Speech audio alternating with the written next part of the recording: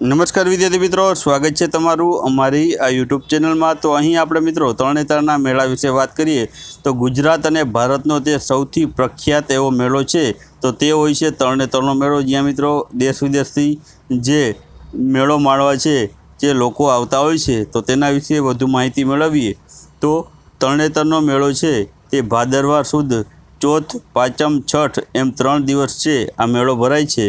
એ સમયે મિત્રો વિદેશીઓ પણ આ મેળો જોવા આવે છે। મિત્રો આપણે અગાઉ કીધું તે મુજબ વિદેશ લોકો છે, વિદેશથી પણ અહીં મેળો છે તે જોવા માટે લોકો આવતા હોય છે। ત્યારબાદ આ ક્યાં ભરાય છે તો તે ત્રિનેશ્વર શબ્દ છે ત્યાંથી મિત્રો લોકબોલીમાં તેને તરણેતર જે શબ્દ થઈ ગયો છે અને તરણેતર એટલે કે લોકજીવનનો રંગ મેળો અથવા તો ઉમંગ મેળો એવો અર્થ મિત્રો તરણેતરનો થાય છે। ત્યારથી મિત્રો તરણેતરનો મેળો તરીકે ઓળખાય છે। ત્યારબાદ બીજી માહિતી જોઈએ તો તરણેતરનો મેળો છે તે ગુજરાતમાં ભરાતો એક સૌથી મોટો અને આકર્ષક એવો મેળો રહેલો છે। ને આ મેળાની વિશેષતાની વાત કરીએ તો એમાં છે ગુજરાતમાં લોક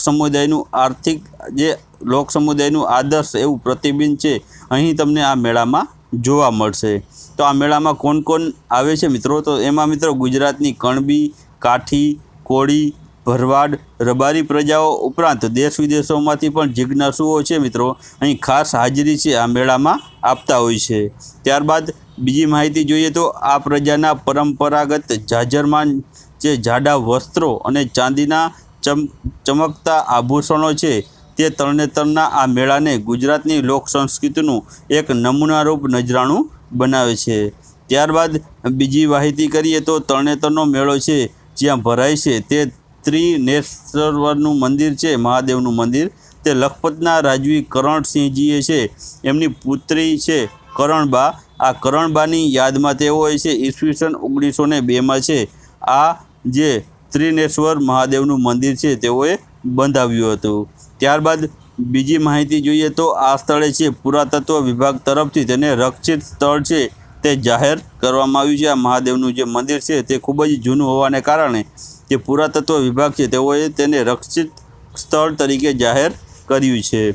ત્યારબાદ મિત્રો વાત કરીએ તો આમાં જે આ મેળામાં રાસ ગરબાઓ છે તે માટે ખૂબ જ જાણીતો આ મેળો છે। અહીં છે ત્યાંના જે યુવાનો છે તે ગરબા અને દાંડિયા રાસ છે તે રમતા હોય છે, તેના કારણે આ મેળો છે ખૂબ જ પ્રખ્યાત બન્યો છે।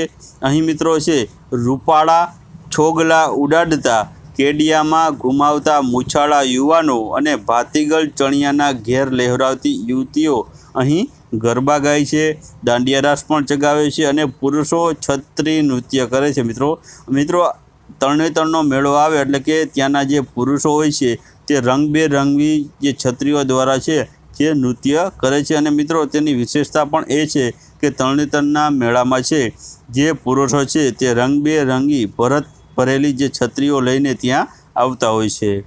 ત્યારબાદ મિત્રો વાત કરીએ તો અહીં 16 યુવતીઓ છે પોતાના ભાવિ જીવનસાથીની શોધમાં પણ ફરતી હોય છે। ત્યાંથી મિત્રો તેઓને ભાવિ તેનો સાથી પણ મળી જાય તેવો આ મેળો રહેલો છે।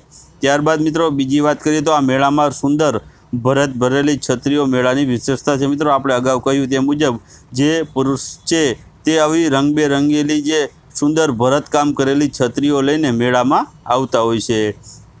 ત્યારબાદ વાત કરીએ તો પૌરાણિક અને દંતકથા પ્રમાણે આપણે જોઈએ તો પાંડવ પુત્ર અર્જુન છે તે દ્રૌપદીને એ જગ્યાએ વરમાળા પહેરાવી અને મત્સ્યવેદ અને સ્વયંવર આ સ્થળે યોજાયો હતો તેવું છે કહેવામાં આવે છે। તેવી એક પુરાણી દંતકથા પ્રમાણે આપણે કહી શકીએ કે ત્યાં છે જે અર્જુને છે દ્રૌપદીનો જે સ્વયંવર હતો તેમાં છે મત્સ્યવેદ કર્યો હતો અને ત્યાં જ તેનો જે સ્વયંવરનું આયોજન પણ થયું હતું।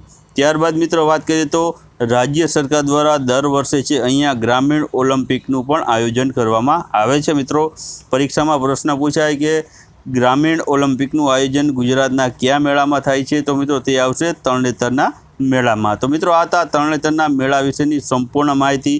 જો તમને વિડીયો પસંદ આવી હોય તો વિડીયોને લાઇક કરો, વિડીયોને શેર કરો અને ચેનલને સબસ્ક્રાઈબ ન કરી તો ચેનલને સબસ્ક્રાઈબ પણ કરી દેજો।